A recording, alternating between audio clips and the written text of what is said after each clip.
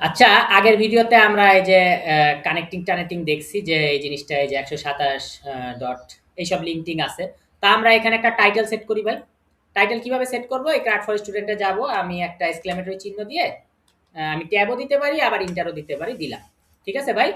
দেওয়ার পরে আমি এটা একটু ছোট করি। ঠিক আছে? এটা সরাই। তা আমি এইখানে যে টাইটেল আছে সেখানে আমি ডকুমেন্টে কনটেক্সট পাস করতে চাচ্ছি। ডকুমেন্টে আমি কি পাস করতে চাচ্ছি? কনটেক্সট পাস করতে যাচ্ছি। তাহলে আমার কনটেক্সটে কি টাইটেল আছে না? তাহলে এখানে যদি আমি টাইটেল কথাটা লিখি, ঠিক আছে? তো টাইটেল লেখার পরে আমি এখানে রিফ্রেশ করলাম, দেখলাম এটা সরে গিয়ে শুধু আসলো টাইটেল। কিন্তু আমার ক্রাফট ফর স্টুডেন্ট কথাটা আসলো না কেন? তার মানে এই টাইটেলকেও একটা নরমাল টাইটেল হিসেবে ধরে নিছে। কিন্তু এটা জ্যাঙ্গো টাইটেল হিসেবে নেওয়ার জন্য এই যে কনটেক্সটের যে টাইটেলটা আছে এটাকে আমার কিভাবে লিখতে হবে ভাই? ডবল কার্লি ব্র্যাকেটে লিখতে হবে এই টাইটেলটা।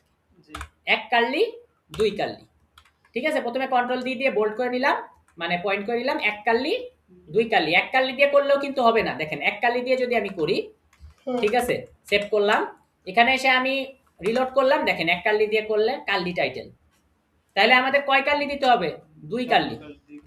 দুই কার্লি। তাহলে কন্ট্রোল দিয়ে মার্ক করলাম, আরো একটা কার্লি দিলাম। সরি, এক কার্লি দিয়েছি, সরি, কন্ট্রোল ডি।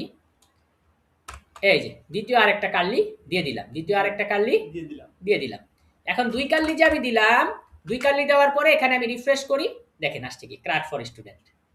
তার মানে এখন টাইটেল মানে কিন্তু ক্রাফট ফর স্টুডেন্ট, মানে এই যে কনটেক্সটটা পাস করে ফেলছি। বুঝতে পারছি? জি। আচ্ছা, তাইলে আমরা শিখলাম কনটেক্সট কিভাবে হলো টাইটেলের ভিতরে পাস করে। ঠিক আছে? ওকে, পরের ভিডিওতে দেখা হচ্ছে।